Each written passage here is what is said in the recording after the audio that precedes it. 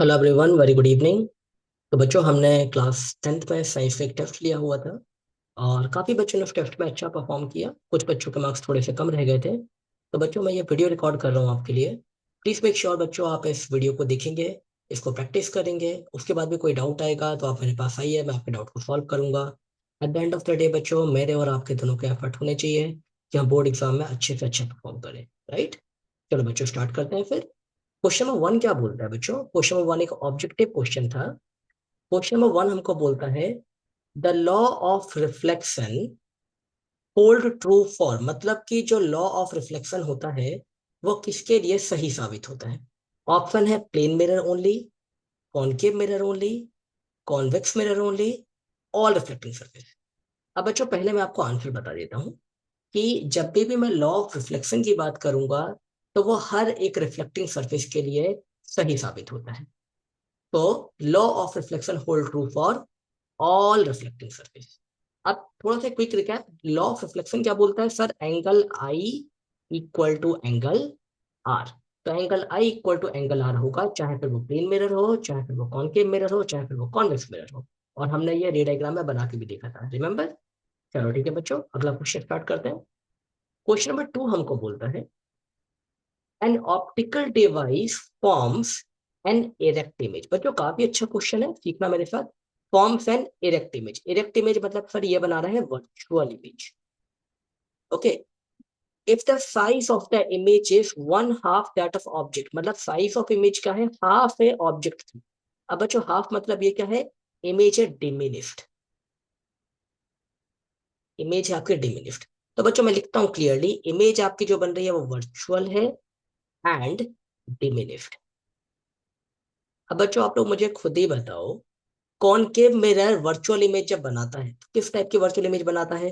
पर इनलार्ज बनाता है। रे डायग्राम का लास्ट वाला स्पेशल केस, जब ऑब्जेक्ट पी और एफ के बीच में रखा हो। Right? Convex mirror sir virtual image बनाता है? हाँ जी सर, हमेशा ही वर्चुअल इमेज बनाता है। और किस टाइप की इमेज बनाता है? वर्चुअल इमेज ऑब्जेक्ट से छोटी, मतलब कि डिमिनिश्ड इमेज। तो the answer is convex mirror. बाकी ऑप्शन भी अपन डिस्कस करते हैं। प्लेन मिरर क्या वर्चुअल इमेज बनाता है? जी सर, हमेशा वर्चुअल इमेज बनाता है। लेकिन सर उसका मैग्निफिकेशन क्या होता है? सर रिमेंबर, प्लेन मिरर में the size of image equal to size of object होती है। मतलब कि इस केस में जो मैग्निफिकेशन होता है वो क्या होता है? 1 के बराबर। और कॉन्वेक्स लेंस, अब सर कॉनकेव मिरर की बात करूं या कॉन्वेक्स लेंस की बात करूं, जब भी वो वर्चुअल इमेज बनाएंगे तो वर्चुअल इमेज हमेशा कैसे बनाएंगे सर? एनलार्ज। एनलार्ज का मतलब क्या होता है? Magnification greater than 1। अब देखो बच्चों, ये क्वेश्चन तो सॉल्व हो गया, आंसर इज कॉन्वेक्स मिरर।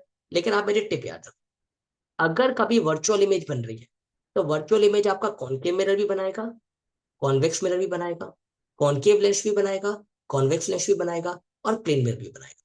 ये सबके सब आपकी वर्चुअल इमेज बनाते हैं। लेकिन कॉनकेव मिरर और कॉन्वेक्स लेंस ये आपकी इनलार्ज इमेज बनाते हैं। प्लेन मिरर हमेशा आपकी सेम साइज की इमेज बनाता है, मतलब मैग्निफिकेशन कितना होता है प्लेन मिरर के लिए? 1। कॉनकेव और कॉन्वेक्स के लिए मैग्निफिकेशन क्या होता है? 1 से बड़ा। और कॉन्वेक्स मिरर और कॉनकेव लेंस, इनके लिए जो मैग्निफिकेशन होता है वो होता है 1 से छोटा, या फिर इमेज होती है डिमिनिश्ड। आई होप आपको सारी चीजें याद आ गई होंगी। चलो बच्चों, आगे बढ़ते हैं। अगला क्वेश्चन है आपका, the image of an object placed in front of a concave mirror of focal length 15 centimeter is same size as that of object। बच्चों समझना है, ये आपका वर्ड है, same size as that of object.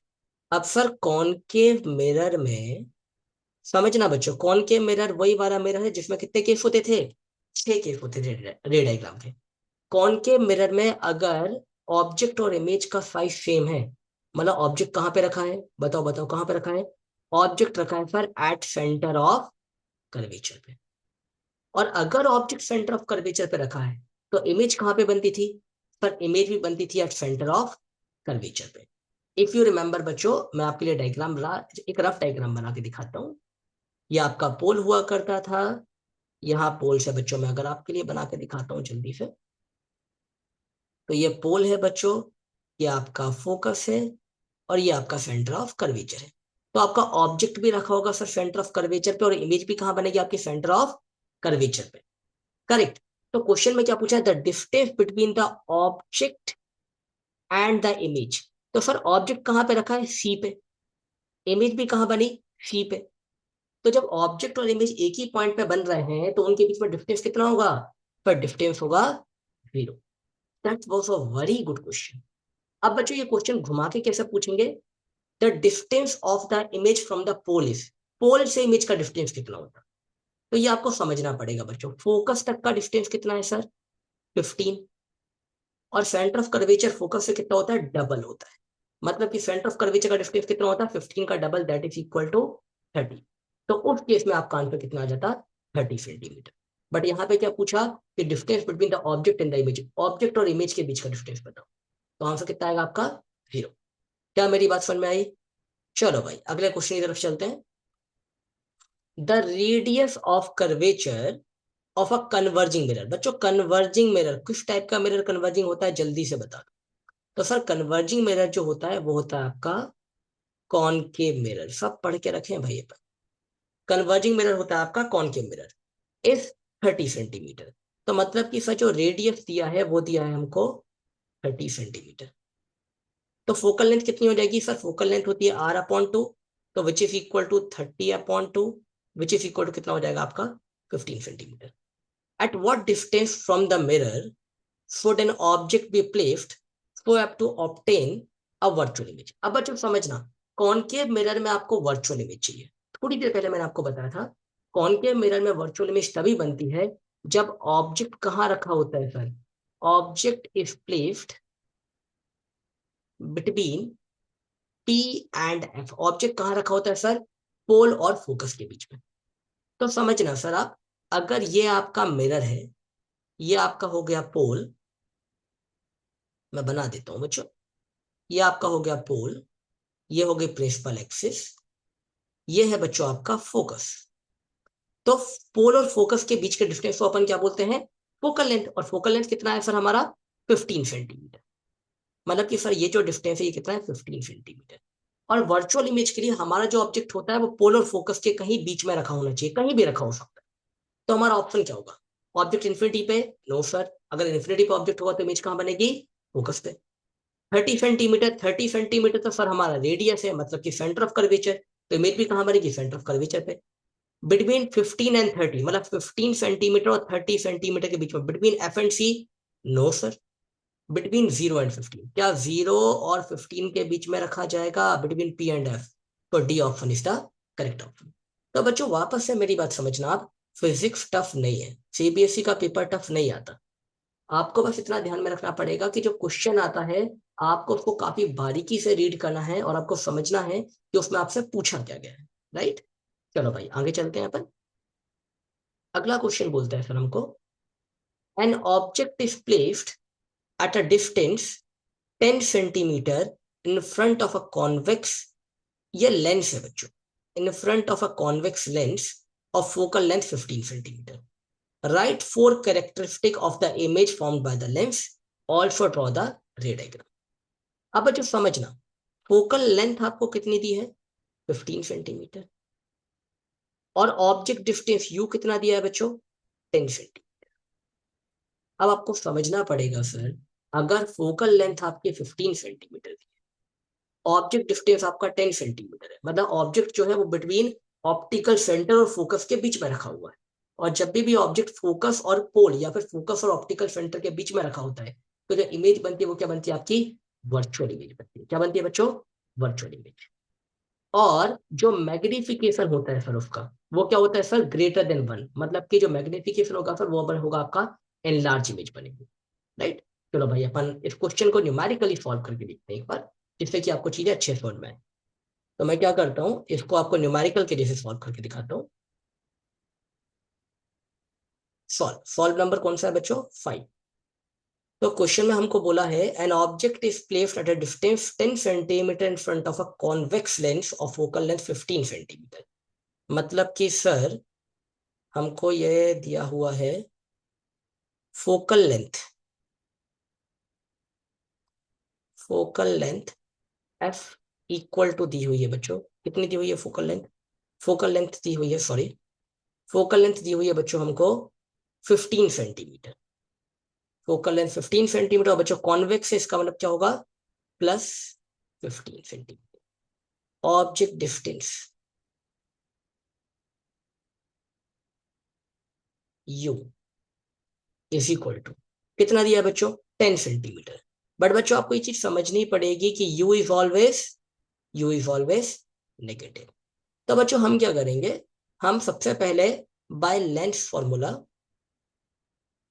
हम we निकालते हैं। मैं ये सब क्यों सिखा रहा हूँ आपको, कि अगर बाय चांस आपके कॉन्सेप्ट इतने क्लियर नहीं है, आपको एकदम से सब क्लिक नहीं कर रहा कि भाई कहाँ ऑब्जेक्ट रखा है, कैसी इमेज बनेगी। भाई कुछ नहीं, आपको फोकल लेंथ दिया है, आपको ऑब्जेक्ट डिस्टेंस दिया है, आप लेंस फॉर्मूला लगा के वी को निकालो। समझते हैं, देखो भाई। तो आपको क्या पता चला, 1/v minus 1/u equal to 1/। तो यहाँ से 1/v इक्वल टू कितना हो जाएगा, 1/f प्लस 1/u। कैसे, ये माइनस का u जब यहाँ पे जाएगा तो ये क्या बन जाएगा, प्लस का। तो 1/v is equal to, value put करते हैं सर, 1/f, f की वैल्यू कितनी है 15, 1/15 प्लस 1/u कितना है आपका -10। तो सर यहाँ से 1/v is equal to 1/15 plus minus कितना हो गया, -1/10। एकदम स्टेप बाय स्टेप जाएंगे बच्चों, कोई जल्दबाजी नहीं है हमको, हमको बस गलती नहीं करनी है जब हम पेपर में करेंगे। उसके बाद सर 1/v इक्वल टू 15 और 10 का एलसीएम। अब बच्चों ये तो आपको आता होगा, 15 और 10 का जब आप एलसीएम निकालेंगे कितना हो जाएगा आपका 30। तो 15 1 जा, 15 2 जा, तो ये आ गया 2 और ये आ गया आपका माइनस। उसके बाद 10 3 जा, ये आ गया बच्चों आपका 3। तो 1/v इज इक्वल टू -1/30। तो यहां से जो v आया वो कितना आ गया सर, -30 सेंटीमीटर। अब देखो बच्चों कितनी अच्छी सीखने की बात है। लेंस के केस में अगर इमेज की वैल्यू नेगेटिव आ रही है, लेंस के केस में अगर इमेज की वैल्यू नेगेटिव आ रही है, मतलब इमेज क्या है, वर्चुअल। अब आप क्या निकालोगे, आप निकालोगे मैग्निफिकेशन।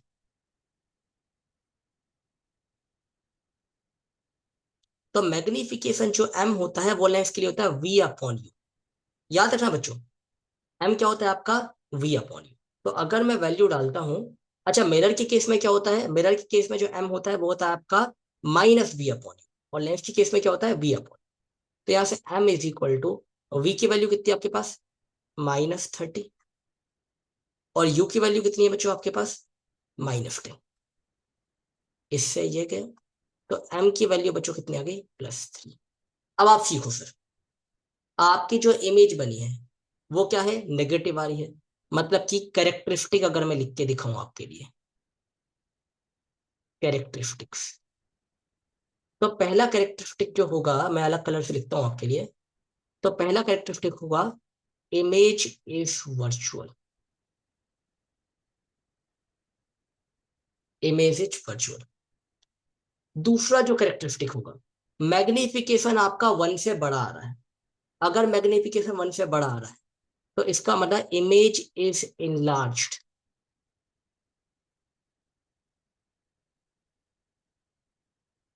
तीसरा कैरेक्टरिस्टिक आपका सर वर्चुअल इमेज है, मतलब इमेज क्या है, image is erect, image is erect. Virtual image क्या होती है सर, इरेक्ट होती है। और जो चौथा कैरेक्टरिस्टिक, मेरे पास स्पेस नहीं है, मैं चौथा कैरेक्टरिस्टिक यहाँ पे लिख देता हूँ। चौथा जो कैरेक्टरिस्टिक होगा बच्चों वो आपका क्या होगा, देखो इमेज वर्चुअल हो गई, हाँ सर वर्चुअल हो गई, क्योंकि आपका वी आ रहा है नेगेटिव, लेंस में वी नेगेटिव मतलब इमेज वर्चुअल है। आपका मैग्निफिकेशन पॉजिटिव है, मतलब कि इमेज क्या हो जाएगी आपकी, इरेक्ट हो जाएगी।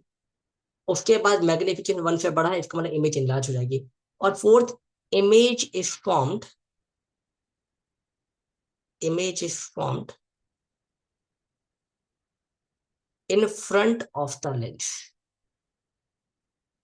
Image is formed in front of the lens. तो बच्चों जो आपको क्वेश्चन में पूछा ना, राइट 4 कैरेक्टरिस्टिक, तो ये आपके 4 कैरेक्टरिस्टिक हैं, और ये मैंने आपको प्रॉपर तरीके से न्यूमेरिकल की हेल्प से निकाल के बताया बच्चों। तो आप क्या करेंगे, अगर आपको कुछ चीज समझ में नहीं आती है, आपको फोकल लेंथ दिया था, आपको ऑब्जेक्ट डिस्टेंस दिया था, आप लेंस फॉर्मूला लगा के पूरे न्यूमेरिकल को सॉल्व करेंगे। वैसे भी ये क्वेश्चन 3 नंबर का आया हुआ था, तो अगर आप सॉल्व करेंगे तो बढ़िया तरीके से आपको अच्छे नंबर मिलेंगे। अब उसके बाद आपने देखा कि सर वी नेगेटिव है, लेंस के केस में अगर वी नेगेटिव है मतलब इमेज क्या होगी आपकी, वर्चुअल। मैग्निफिकेशन आपका पॉजिटिव आ रहा है, अगर मैग्निफिकेशन पॉजिटिव है, इसका मतलब इमेज क्या होगी आपकी, इरेक्ट। मैग्निफिकेशन 1 से बड़ा आ रहा है, मैग्निफिकेशन 1 से बड़ा है मतलब इमेज क्या होगी आपकी, इनलार्ज। और सर जो रियल इमेज बनती है ना, वो बनती है लेंस के राइट हैंड तरफ, और जो वर्चुअल इमेज बनती है वो बनती है लेंस के लेफ्ट हैंड साइड। तो इसलिए image is formed in front of the lens.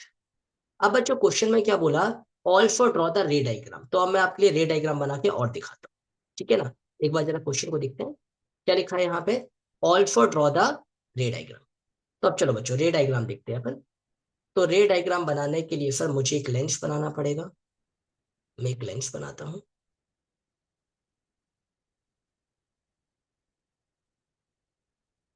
Okay, ये बच्चों लेंस बना दिया।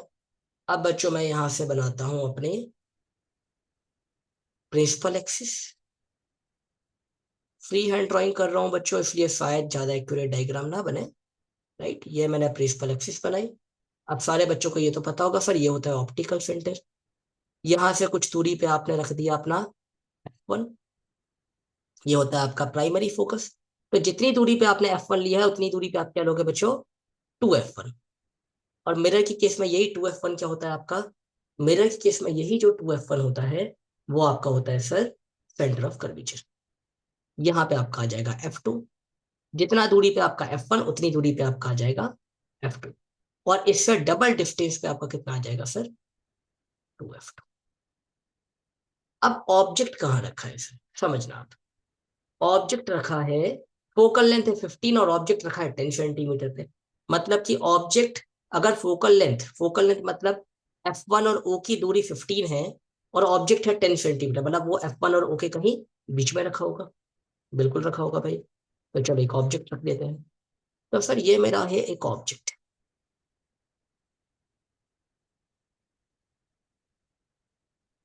ये बच्चों मेरा एक ऑब्जेक्ट है, ठीक है। अब इस ऑब्जेक्ट से मैं रे डायग्राम बनाता हूँ। तो बच्चों आपको पता है कि आपकी जो पहली रे बनती है, कलर ले लेते हैं अपन, लेट्स से एक ब्लू कलर ले लेते हैं।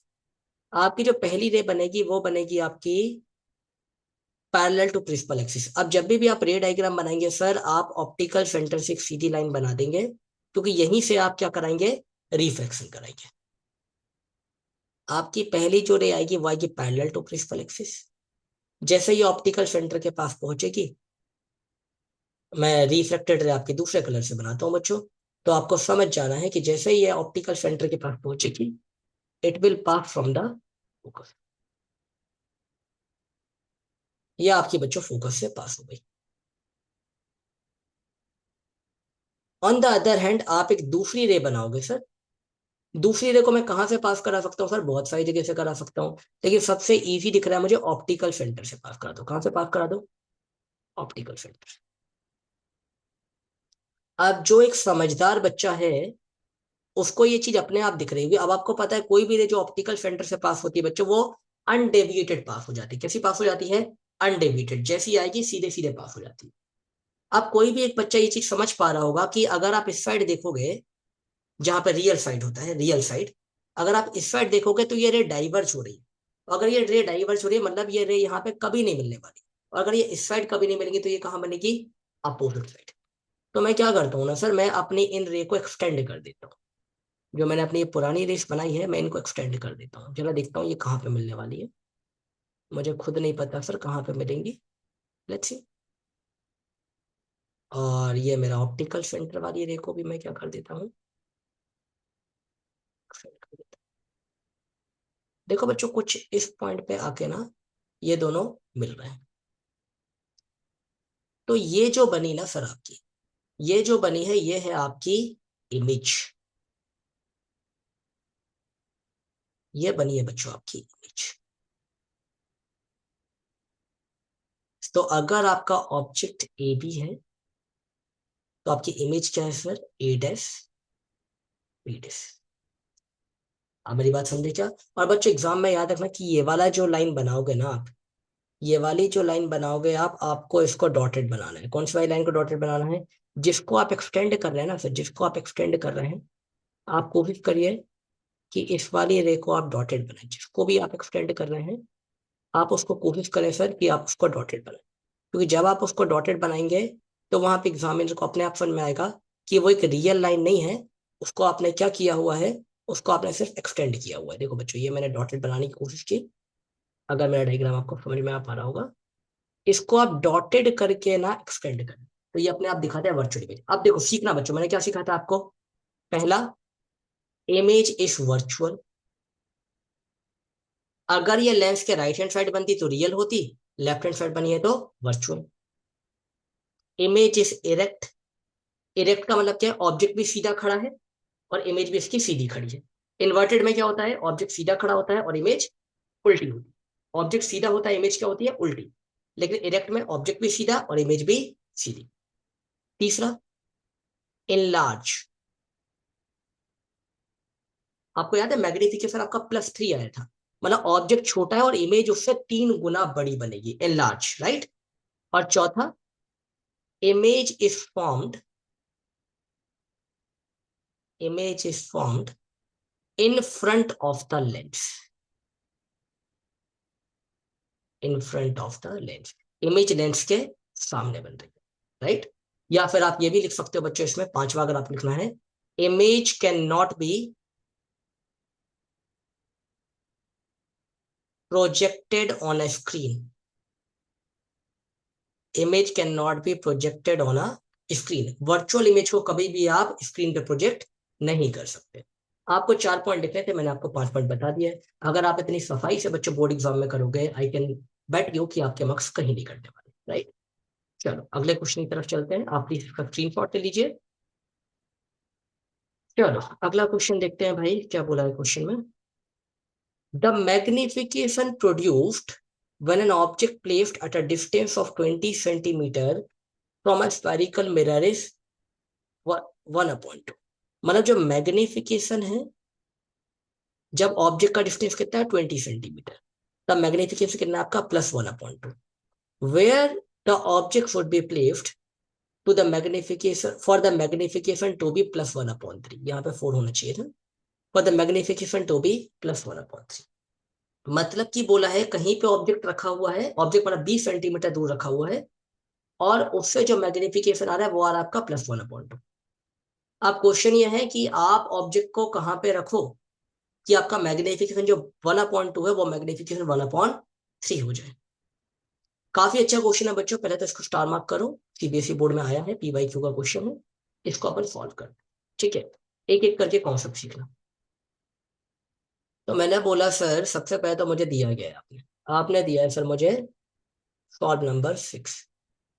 तो आपने सर मुझे दिया है यहाँ पे ऑब्जेक्ट डिस्टेंस। जैसे बच्चों मैं न्यूमेरिकल करता हूँ ना, आपको वैसे ही करना है, बढ़िया गिवन वगैरह लिख के। U u is equal to कितना दिया, 20 सेंटीमीटर। लेकिन मैंने क्या सिखाया था, u is always, u is always negative.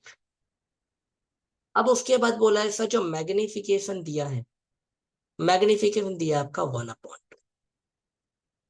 तो सिंस एम इक्वल टू क्या है बच्चों, मिरर है कि लेंस है, जरा पहले देखने दो मुझे। मुझे बोला है बच्चों मिरर दिया है बच्चों, मिरर। तो मिरर के लिए मैग्निफिकेशन का फॉर्मूला होता है -v/u। तो इम्प्लाइज दैट ये बच्चों मैग्निफिकेशन का फॉर्मूला होता है m equal to -1/u। m की जगह पे वैल्यू डाल देता हूँ, +1/2 is equal to -v/u। u की वैल्यू कितनी है, -20। क्या बच्चों इससे ये कट जाएगा, तो क्या यहाँ से बच्चों आप देख पा रहे हो ये 20/2 इक्वल टू v। अगर इससे आप इसको काटोगे तो बच्चों आपको v इक्वल टू कितना मिल गया, 10 सेंटीमीटर। अब सर आपने v क्यों निकाला, भाई साहब मैंने v इसलिए निकाला क्योंकि मेरे पास u आ चुका है, मेरे पास v आ चुका है। अब मैं क्या निकालूंगा, अब मैं निकालूंगा sir focal length. Now by mirror formula, कौन सा फॉर्मूला लगा रहा हूं बच्चों में, मिरर फॉर्मूला। मिरर फॉर्मूला क्या बोलता है, मिरर फॉर्मूला बोलता है 1/u +1/v equal to 1/f।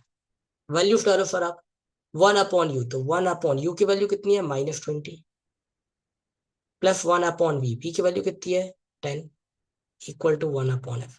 अब आपको पता है बच्चों 20 और 10 का एलसीएम कितना हो जाता है 20।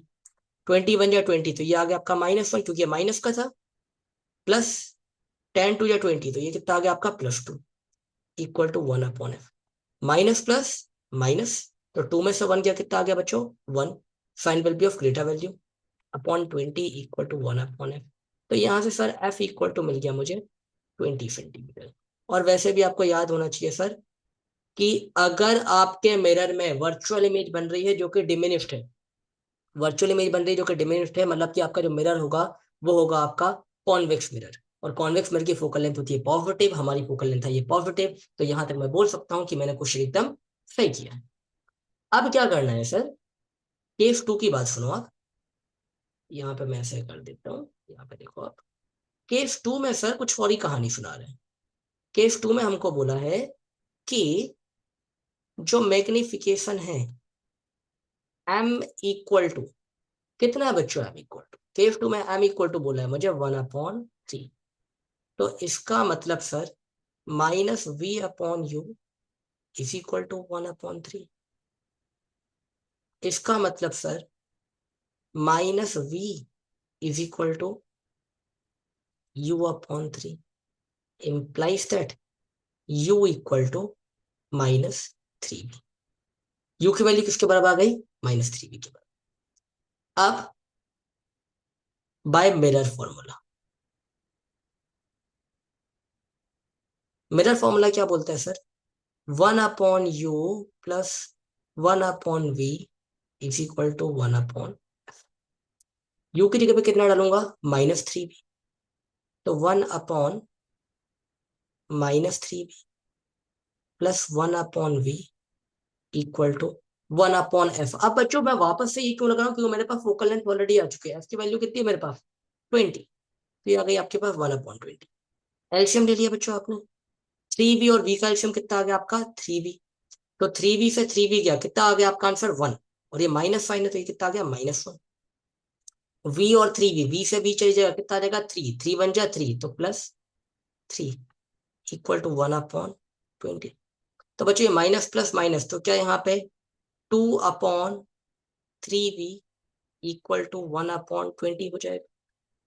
तो इसका मतलब सर अगर आप ध्यान से देखोगे तो यहाँ से मुझे मिल जाएगा, क्रॉस मल्टीप्लाई कर दूंगा, 20 times 2 40 equal to 3v implies that v equal to कितना मिल जाएगा मुझे, 40/, v इक्वल टू कितना मिल जाएगा बच्चों, 40/3। अब मुझे निकालना है u।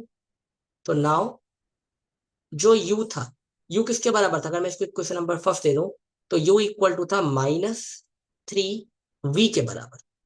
और v की वैल्यू कितनी आ गई सर मेरे पास, 40/3।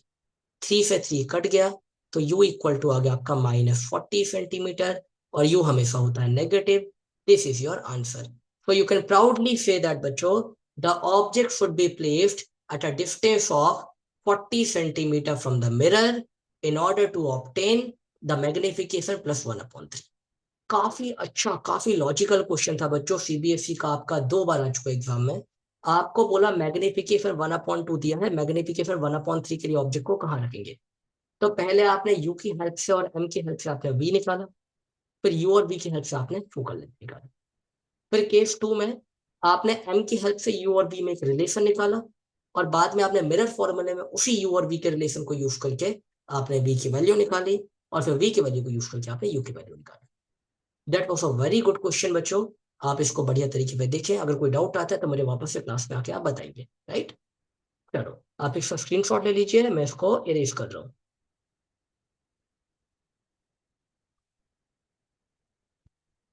अगला क्वेश्चन देखते हैं भाई। A spherical mirror produced an image of magnification -1 on a screen placed at a distance of 50 centimeter from the mirror।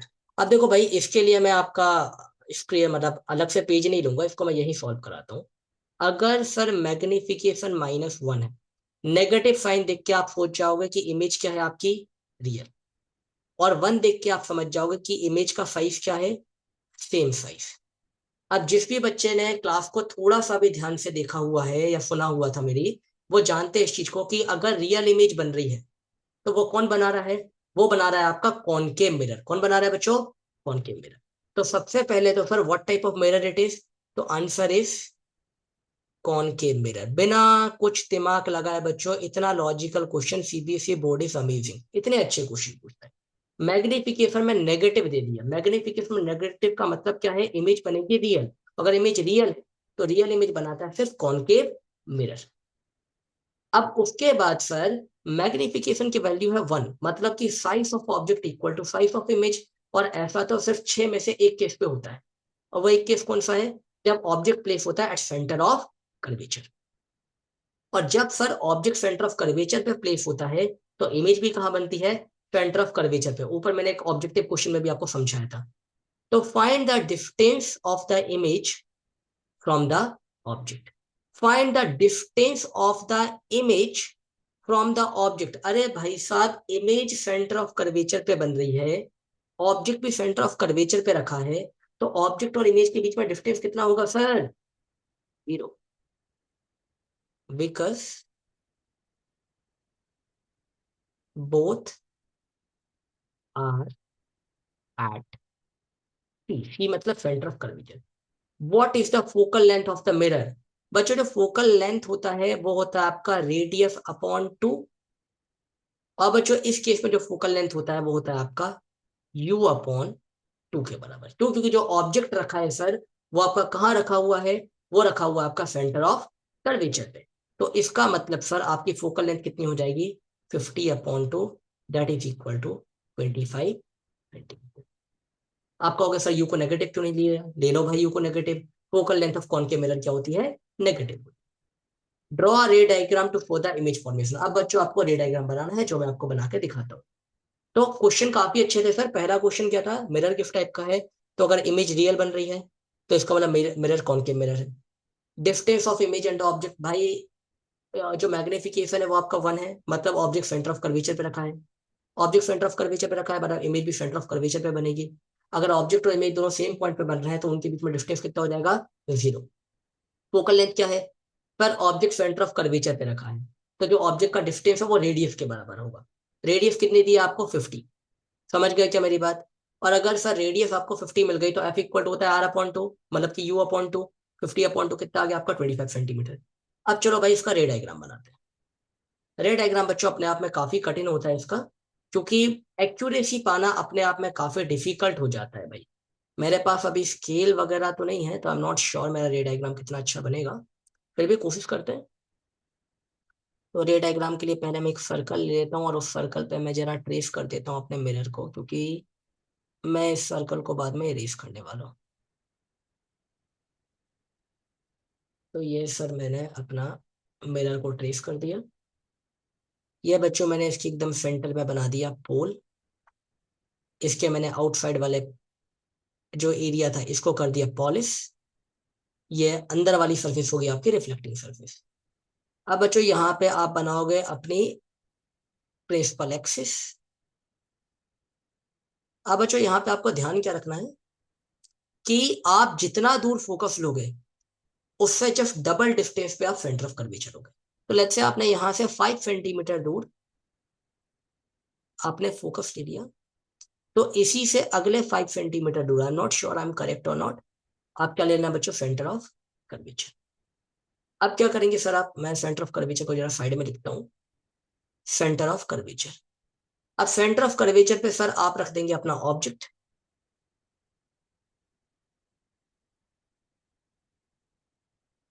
या आपने अपना ऑब्जेक्ट रख दिया बच्चों, ये ऑब्जेक्ट है आपका ए बी।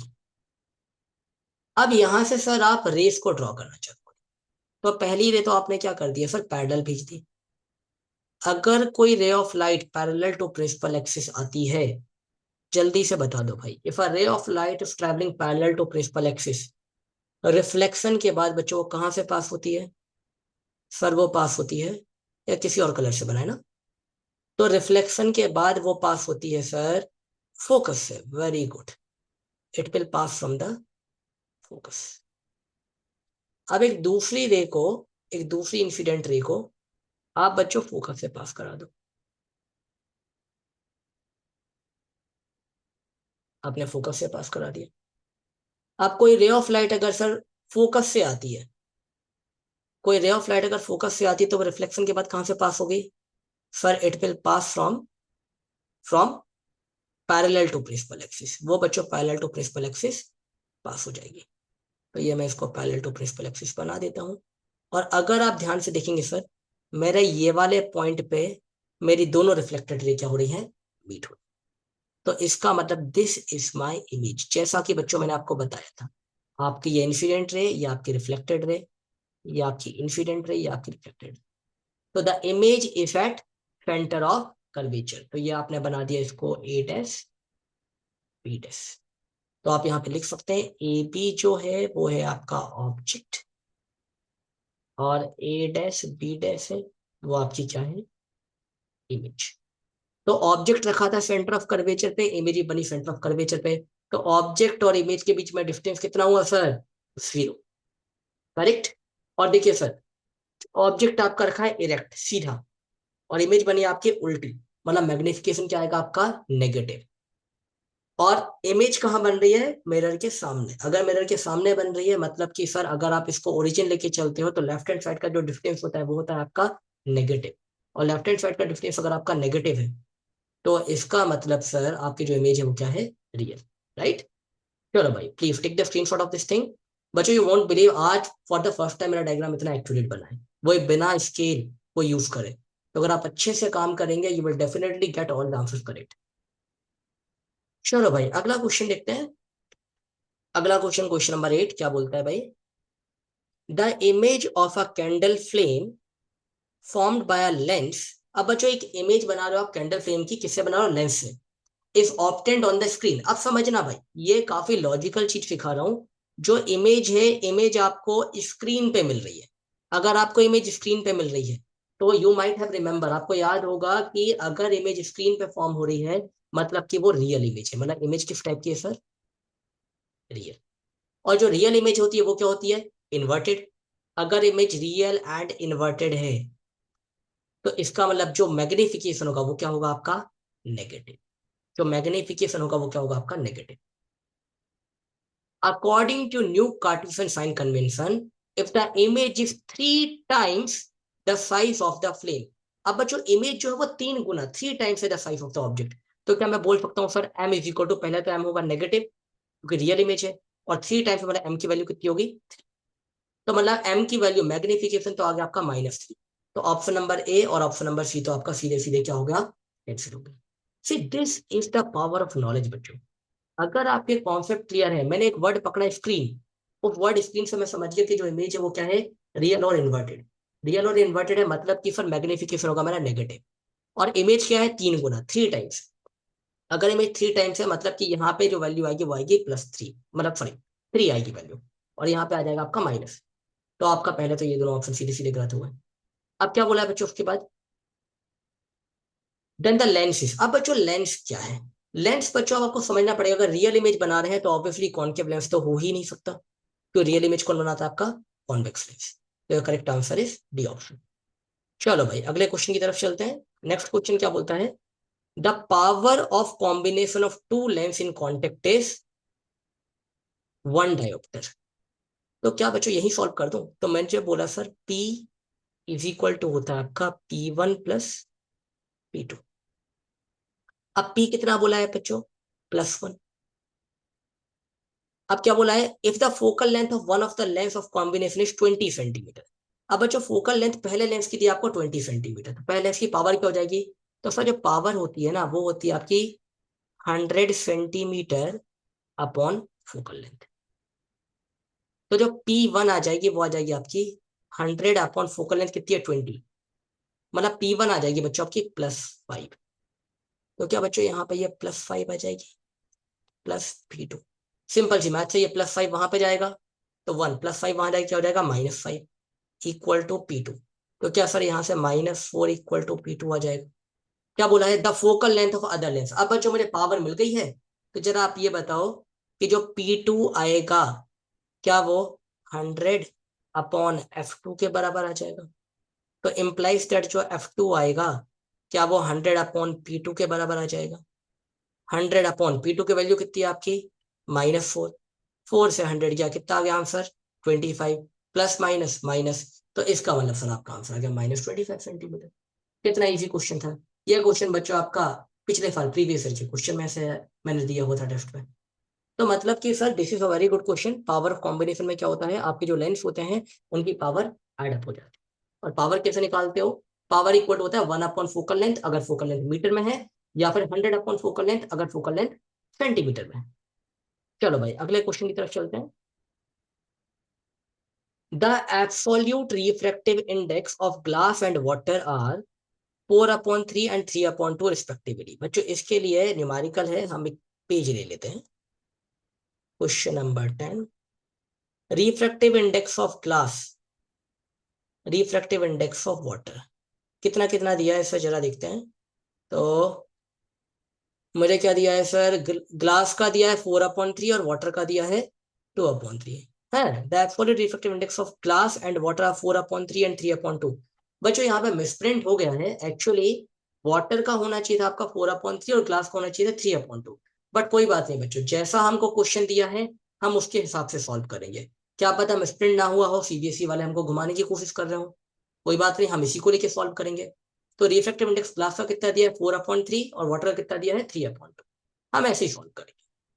ग्लास का दिया है सर 4/3 और वाटर का दिया है आपको 3/2। ठीक है। वैसे तो बच्चों ये वैल्यू चेंज होनी चाहिए, वैल्यूज गलत है वहां पे। बट कोई बात नहीं, जैसा न्यूमेरिकल में दिया है मैं वैसा आपको सॉल्व कर रहा हूँ। ठीक है। आगे क्या बोला है बच्चों उसके बाद, if the speed of light in glass is 2 × 10⁻10 metre पर सेकेंड। अब speed of light in glass, तो velocity in glass equal to दिया है 2 × 10⁸मीटर पर सेकेंड। उसके बाद क्या निकालना है आपको, आपको निकालना है बच्चों calculate the speed of light in water. बस इतनी सी बात है। आपको बच्चों वेलोसिटी इन वाटर को फाइंड करना। तो बच्चों आप समझना, refractive index of glass with respect to water, refractive index of glass with respect to water किसके बराबर होता है, Ng/Nw के बराबर। जिसका रिफ्रैक्टिव इंडेक्स की आप बात कर रहे हो उसका रिफ्रैक्टिव इंडेक्स आएगा ऊपर, जिसके रिस्पेक्ट में बात कर रहे हो उसका रिफ्रैक्टिव इंडेक्स आएगा नीचे। और सर आपको पता होना चाहिए, आपको याद होगा कि वेलोसिटी जो होती है वो रिफ्रैक्टिव इंडेक्स के इनवर्सली प्रोपोर्शनल होती है। मतलब कि जिसका रिफ्रैक्टिव इंडेक्स ऊपर है उसकी वेलोसिटी होगी नीचे, और जिसका रिफ्रैक्टिव इंडेक्स नीचे है उसकी वेलोसिटी होगी ऊपर। लो सर, वैल्यूज डाल दो और आपका आंसर आ जाएगा, पक्का आ जाएगा। चलो भाई करके देख लेते हैं एक बार। एक बार बच्चों इसको करके देखते हैं अपन। एन जी की वैल्यू कितनी है आपकी 4/3, एन डब्ल्यू की वैल्यू कितनी है आपके पास 3/2। उसके बाद वी जी की वैल्यू, वी डब्ल्यू की वैल्यू आपको नहीं पता, और वी जी की वैल्यू कितनी है 2 × 10⁻⁸मीटर पर सेकेंड। आपको पता है बच्चों ये वाली वैल्यू जाएगी ऊपर, ये वाली वैल्यू आएगी यहाँ पे। तो 4 2 कितना हो जाएगा 8, और 3 3 कितना हो जाएगा 9, इक्वल टू VW/2 × 10⁸मीटर पर सेकेंड। तो यहाँ से जो VW की वैल्यू निकालोगे आप, ये 2 × 10⁸ यहाँ जाके मल्टीप्लाई हो जाएगा। तो 8 × 2 × 10⁸मीटर पर सेकेंड अपॉन 9। तो VW इक्वल टू 8 2 कितना हो गया 16/9 इंटू 10⁸मीटर पर सेकेंड। इसको सॉल्व करना तो कर लेना। 9 1 9, राइट, 9 1 9 तो कितना बच जाएगा 7, पॉइंट लगा दोगे 0। 9 7 63, 9 7 63, 1.77 इंटू 10⁸मीटर पर सेकेंड। तो बच्चों this will be your answer. अब मैं आपको वापस से दोहरा रहा हूँ बच्चों कि यहाँ पे जो रिफ्रैक्टिव इंडेक्स की वैल्यू है वो इंटरचेंज हुई है बच्चों। क्या हुई है, इंटरचेंज। आप सिंस मैंने क्वेश्चन को पीवाई क्यू से उठाया हुआ है, तो ये भी हो सकता है कि सीबीएसई शायद ये क्वेश्चन इसलिए इंटरचेंज करके दिया कि बच्चे वैल्यूज याद करके आ जाते हैं। तो अपन एक काम करते हैं, अपन वैल्यूज को क्या कर देते हैं, इंटरचेंज कर देते हैं। तो अगर एग्जाम में आपको कोई बात की वैल्यू याद है, बट अगर एग्जाम में उस चीज को इंटरचेंज करके दिया है, तो आप न्यूमेरिकल को वैसे ही सॉल्व करना जैसा आपसे क्वेश्चन में पूछा हुआ है। आप बिल्कुल ये मत सोचना अरे सर ग्राफ का तो 3/2 होता है, क्वेश्चन में गलत दिया है। नहीं भाई, क्वेश्चन जैसा पूछा है आप सॉल्यूशन को वैसा ही सॉल्व करो। आपको वहां पे अपने कॉन्सेप्ट को दर्शाना है, आपको अपनी याददाश्त को नहीं दर्शाना है। समझे क्या। चलो अगला क्वेश्चन देखो प्लीज। अगला क्वेश्चन बोलता है sir, water has a refractive index 1.33 and alcohol has a refractive index 1.36. Which of the two medium is optically denser? भाई साहब ऑप्टिकल डेंसिटी, ऑप्टिकली डेंसर का मतलब क्या है? जिसका रिफ्रैक्टिव इंडेक्स ज्यादा, जिसका रिफ्रैक्टिव इंडेक्स ज्यादा वो ऑप्टिकली डेंसर है, जिसका रिफ्रैक्टिव इंडेक्स कम वो ऑप्टिकली रेयर है। तो आपका आंसर क्या होगा? Alcohol is optically denser because it's refractive index is more than water. ठीक है, मैं आपको ये करके दिखाता हूँ क्योंकि मुझे रे डायग्राम तो बनाना ही है। तो अपन करते हैं बच्चों इसको। Solve number 11। तो आपने क्या बोला? Refractive index of water 1.33, refractive index of alcohol 1.36। तो आप क्या बोलोगे? Since refractive index of alcohol is greater than refractive index of water, therefore alcohol is optically denser, optically denser than water। अब बच्चों उसके बाद बी क्वेश्चन में क्या बोला है? बी क्वेश्चन में बोला है मुझे कि draw a ray diagram to show the path of ray passing obliquely from water to alcohol. अब आपको रे डायग्राम बनाना है जिसमें रे ऑफ लाइट वाटर से अल्कोहल में आ रही है। तो आपने ये बच्चों इंटरफेस बना दिया, ठीक है। इसके ऊपर आपने लिख दिया वाटर, इसके नीचे आपने लिख दिया बच्चों अल्कोहल। अब आपने क्या किया? एक रे ऑफ लाइट ले ली जिसको आप क्या कराओगे? इंसिडेंट। चलो सर, एक रे ऑफ लाइट में इंसिडेंट करा देता हूँ, समझना भाई। ये जो मैंने इंसिडेंट कराई है मैं यहाँ पे डॉटेड बनाता हूँ क्योंकि मुझे डॉटेड बनाना बहुत जरूरी है इस लाइन को यहाँ पे, क्योंकि मुझे आगे आपको बैंडिंग दिखानी है। ठीक है, अब उसके बाद यहाँ पे मैं ये रे ऑफ लाइट को वापस एक बार ट्रेस कर देता हूँ जिससे कि कोई कंफ्यूजन ना हो। चलो बहुत अच्छी बात है। और अब अपन इसको गायब कर दें। तो ये एक रे ऑफ लाइट है सर जिसको कुछ इस टाइप से पास होना था। मेरा ये वाला पॉइंट है, इस पॉइंट पे मैं एक नॉर्मल रे बना देता हूँ। तो नॉर्मल रे को मैं लाल कलर से बना देता हूँ जिससे कि नॉर्मल रे हमको अच्छे तरीके से दिखाई दे। तो ये मैंने नॉर्मल रे बना दी। आपको पता है नॉर्मल हमेशा क्या होता है सर? परपेंडिकुलर होती है। Normal is always perpendicular.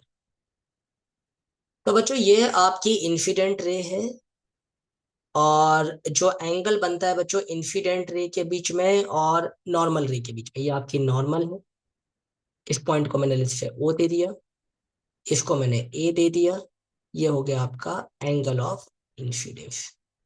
अब ray of light sir water से अल्कोहल में जा रही है, मतलब कि वाटर आपका है रेयरर मीडियम।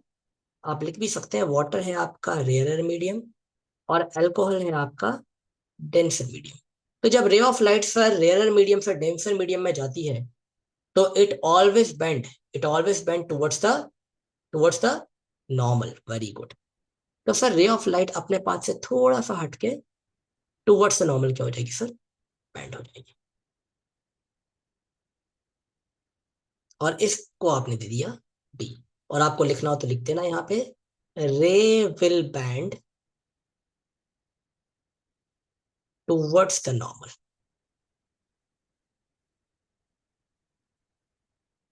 रे will bend towards the normal. तो दिस वाज योर डायग्राम बच्चों, और ये जो एंगल रहेगा ये रहेगा आपका angle of reflection. Clear to all of you? तो बच्चों याद रखना कि कॉन्सेप्ट पूरा वही है, जिसका रिफ्रैक्टिव इंडेक्स कम वो रेयरर, जिसका रिफ्रैक्टिव इंडेक्स ज्यादा वो डेंसर। जब रे ऑफ लाइट बच्चों रेयर से डेंसर में ट्रेवल होगी टुवर्ड्स द नॉर्मल बेंड होगी।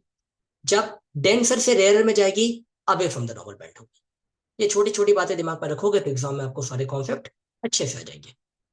चलो भाई अगले क्वेश्चन की तरफ चलते हैं। तो फाइनली बच्चों this is our last question.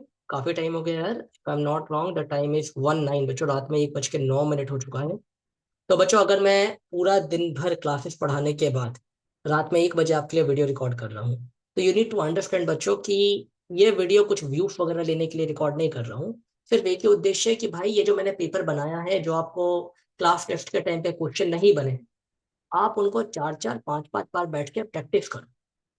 यार आप जब अच्छा रिजल्ट लाओगे ना बच्चों, तो आपकी सक्सेस में हमारी सक्सेस जुड़ी हुई है। राइट? चलो जल्दी से बच्चों आखिरी क्वेश्चन करते हैं। An object is placed at a distance of 45 centimeter from a concave lens of focal length 30 centimeter. चलो भाई जल्दी से सारी चीजें लिखते हैं। Solve question number 12। N object is placed at a distance of 45 centimetre, मतलब यू इज इक्वल टू हो गया आपका -45 सेंटीमीटर। मैं अपना मरून कलर लेता हूँ, दैट्स माय फेवरेट।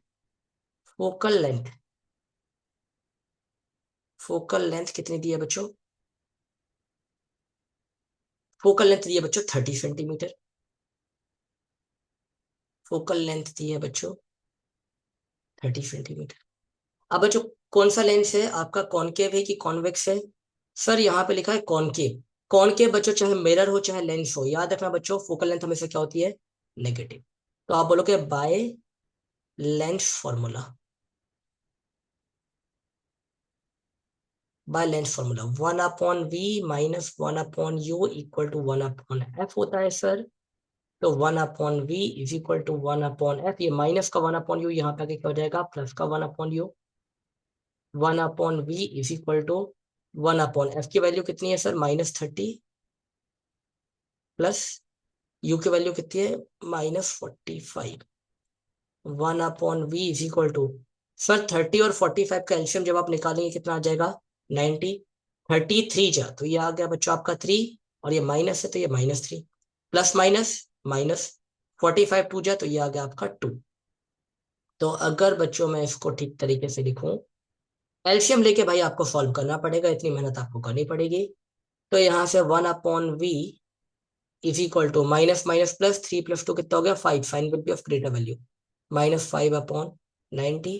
तो यहाँ से जो v आया सर आपका, v आ गया आपका 90/5, दैट टू ऑफ नेगेटिव, मतलब कि बच्चों ये आ गया आपका -18 सेंटीमीटर। अब बच्चों आपको समझना पड़ेगा, अगर आपका v नेगेटिव आ रहा है तो मतलब इमेज क्या है आपकी? Virtual and erect.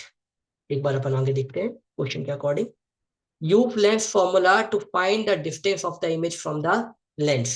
तो बच्चों पहला आंसर तो मेरा आ चुका है, तो आपको मिल गया पहला पार्ट का answer,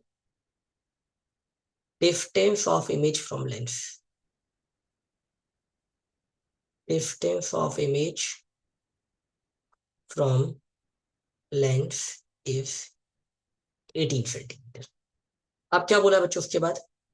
list 4 characteristic of the image, nature, position, size, erect, inverted, formed by the lens. अब देखो बच्चों नेचर, तो सबसे पहले तो अगर आप बात करोगे सेकंड पार्ट में, तो नेचर जो है नेचर, तो सर अगर आपको भी नेगेटिव दिख रहा है मतलब इमेज क्या है आपकी? वर्चुअल एंड इरेक्ट, पहला। दूसरा आप निकाल लो बच्चों उसके बाद पोजीशन। पोजीशन मतलब बच्चों इमेज कहां पर है। तो अब बच्चों समझना आप जरा कि फोकल लेंथ है आपकी 30, फोकल लेंथ है आपकी 30, ठीक है, और इसका जो डिस्टेंस है वो है आपका 18, इमेज का डिस्टेंस।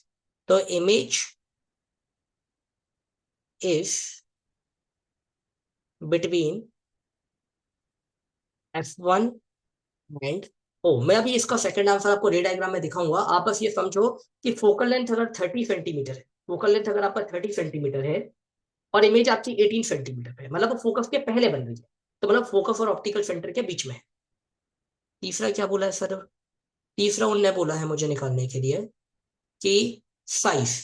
अब बच्चों साइज ऑफ इमेज निकालना है तो आपको समझना पड़ेगा कि जो m होता है बच्चों वो होता है आपका v/u के बराबर, तो which is equal to, v है आपका -18, u है बच्चों आपका -45।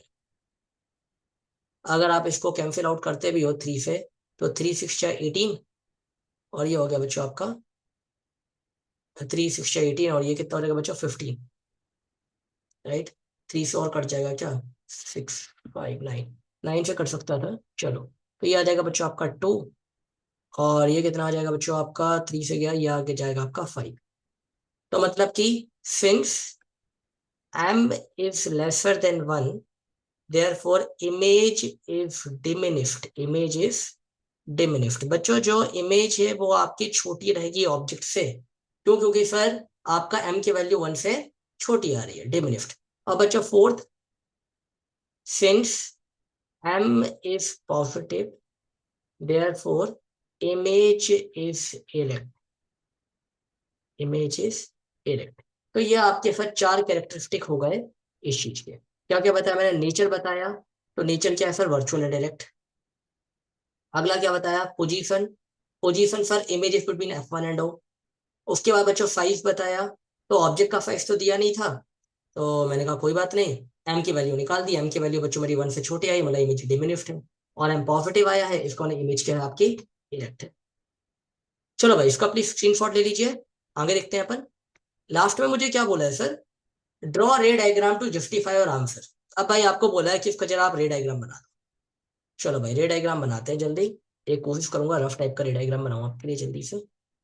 तो ये मैंने अपना लेंस बनाने की कोशिश की।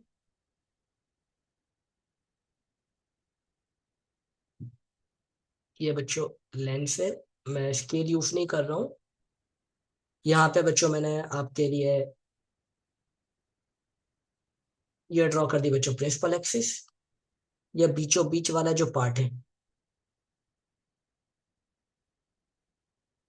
ये आ गया सर आपका ऑप्टिकल सेंटर। यहाँ पे मैं लिख देता हूँ वो ऑप्टिकल सेंटर।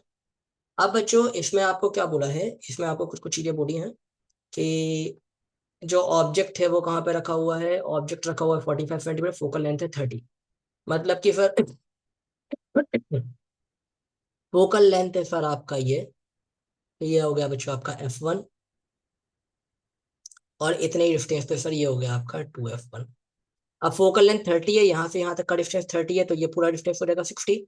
मतलब कि आपका जो ऑब्जेक्ट रखा है सर वो कहीं यहाँ पे रखा हुआ है। ये सर आपका ऑब्जेक्ट AB। आप समझ पा रहे हो ना बच्चों? फोकल लेंथ मतलब F1 और O के बीच का ये जो डिस्टेंस है, ये डिस्टेंस दिया है बच्चों आपको 30 सेंटीमीटर। तो ये पूरा डिस्टेंस 2F1 और O के बीच का डिस्टेंस 30 का डबल 60 हो जाएगा, तो 45 यहीं कहीं पे होगा। राइट, तो अगर मैं यहाँ से लेके यहाँ तक बना भी देता हूँ आपके लिए, तो ये आप लिख देना यहाँ पे 45 सेंटीमीटर। अब बच्चों यहाँ से आपको रेस बनानी है, मैं पहले यहाँ पे आपका बना देता हूँ। ये हो गया सर आपका F2, और ये हो गया बच्चों आपका 2F2। ठीक है, डिस्टेंस मेरे हिसाब से सेम ही है। चलो अब एक रे ऑफ लाइट को भेजते हैं सर। किस कलर की भेजते हैं? ग्रीन कलर की रे ऑफ लाइट भेज देते हैं। अगर कोई रे ऑफ लाइट पैरेलल जाएगी सब प्रिंसिपल एक्सिस के, अगर कोई रे ऑफ लाइट पैरेलल जाएगी प्रिंसिपल एक्सिस के, तो बच्चों आपको समझना है ये कॉनकेव है। कॉनकेव, कॉनकेव मतलब ये डाइवर्ज करेगा। क्या करेगा बच्चों? ये डाइवर्ज। तो ये डाइवर्ज कैसे करता है सर? ये डाइवर्ज करता है जैसे फोकस से पास हो रहा हो। तो बच्चों ये कुछ इस प्रकार से रे को क्या कर देगा? डाइवर्ज। तो ये रे को कुछ ऐसा डाइवर्ज करेगा सर। ठीक है ना? और मैं ये वाले पार्ट को बनाता हूँ डॉटेड लाइन से। इसको मैं किसी और कलर से बनाता हूँ ना, जिससे कि आपको अच्छे से समझ में आए। तो बच्चों ये कुछ इस प्रकार से डाइवर्ज करेगा। तो मैं इस प्रकार से आपके लिए ड्रॉ कर देता हूँ। ठीक है। और बच्चों यहाँ पे ये जो ये वाला पार्ट है जो मिरर के पीछे बनता है, इसको आप बनाते हो डॉटेड लाइन से। ठीक है। और ये मैं आपके लिए डायग्राम पूरा करने के लिए इसको मैं यहाँ तक एक्सटेंड कर देता हूँ।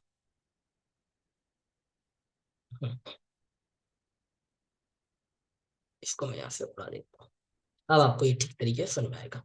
तो ये इसने सर इसको डाइवर्ज कर दिया, और ये मैंने इस साइड जस्ट एक्सटेंड किया इसको, क्योंकि ये फोकस से पास होकर डाइवर्ज करता है। ठीक है। अगली रे ऑफ लाइट को सर मैं कहाँ से पास करा रहा हूँ?